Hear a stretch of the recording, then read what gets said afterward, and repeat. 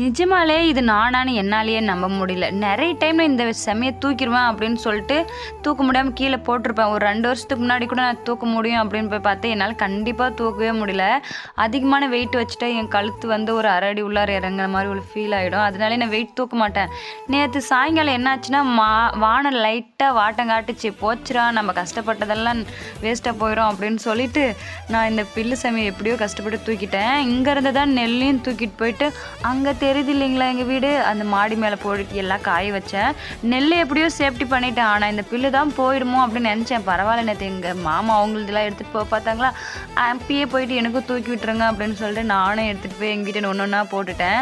என்னதான் இருந்தாலும் நம்ம கஷ்டப்பட்டு எல்லாத்தையும் வேஸ்ட் பண்ண முடியாதுல்ல அப்படின்னு சொல்லிட்டு ஏதோ எடுத்துகிட்டு போய் வீடு சேர்த்திட்டேன். அதுக்கப்புறம் எங்கள் பாப்பா வந்து அவளுடைய பங்குக்கு கொஞ்சம் உருட்டிகிட்டு இருந்தா. இந்த வீடியோ பிடிச்சிருந்துச்சுன்னா லைக் பண்ணிட்டு எங்களோட சேனலை மறக்காமல் சப்ஸ்கிரைப் பண்ணிடுங்க. பாய்.